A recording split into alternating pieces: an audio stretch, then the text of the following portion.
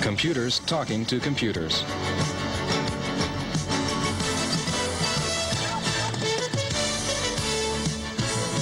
A computer seems to be an isolated little device.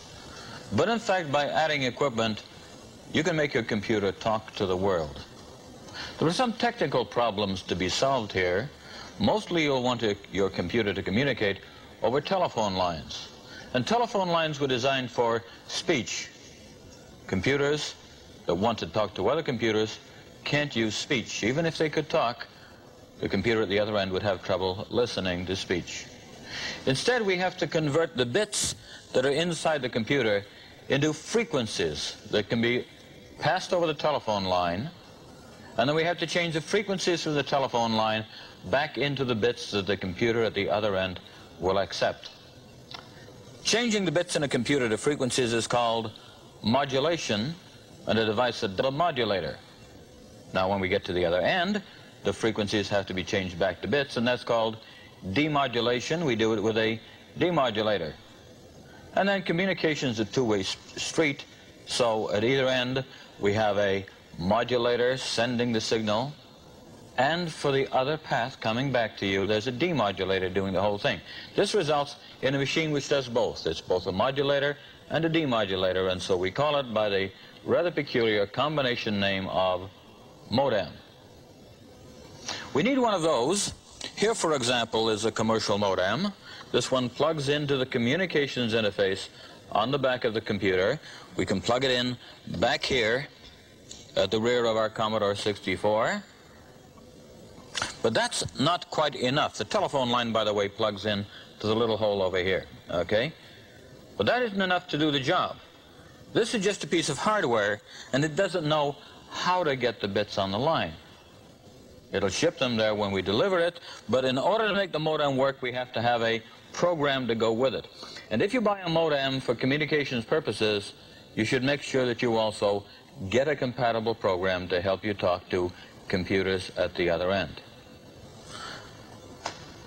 Let's talk a little bit about what goes over the telephone. We know that it's frequencies, so that the telephone can be used in its normal manner. But there's something else going on. A special code is used for communication, not quite the same as the code that's inside the machine. It's called ASCII, A-S-C-I-I, which stands for the American Standard Code for Information Interchange. And it's a good thing because even different makes of computers can talk to each other that way.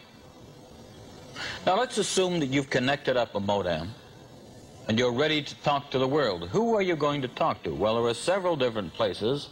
Let's try to itemize it. First of all, in many towns and communities, there are computer bulletin boards. There are computers that will receive your call, accept the messages from you, store them away, and deliver these messages to other people who called in. It's a little bit like a bulletin board in your home. You can hang up notices saying, for sale, one computer going cheap, or whatever your particular communication happens to be, and other people will read that and perhaps answer you. You'll have to call in again to get the answer. What kind of a price do you pay to use a bulletin board? They're usually free. They're usually done by individuals in your community or neighborhood. In the evening, when they're not using the computer for anything else, they hook it onto their telephone line and use it that way. What else can you use a computer for in the communications world? Well, you can call into databases, large computers that handle a great deal of information. There are many commercial databases around, such as, for example, the Source, CompuServe, and several others. They not only store information, but they are, in and of themselves, very large computers, and they can also do large-scale computing, in case you find something that Commodore 64 is a little too small for or a little too slow for. So you can tap the resources of bigger computers, and you can tap their information too, perhaps stock reports, perhaps other things. Here we have a computer that we use for several things. For example, we contacted CompuServe, and on there we have the CBM Club. That's on Commodore business machines, and it tells you news and information from Commodore on the new products and things that have been happening. You might have new information on the 64 from there.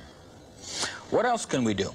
Well, over on the printer, we have the Shop at Home feature. We can actually look around and look at products that we can obtain. It's a little bit like a mail order catalog.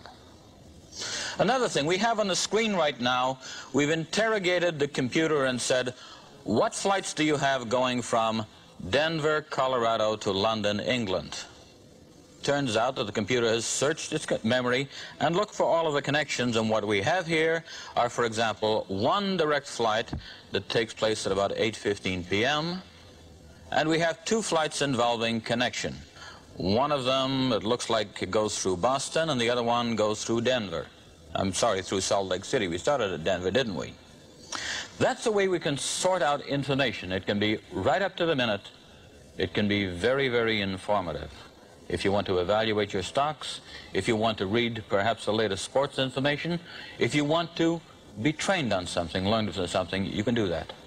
Because when you put a communications port on your computer is no longer alone. When you go to use your computer, you can share information with the entire world. And that's a very good thing to be able to do.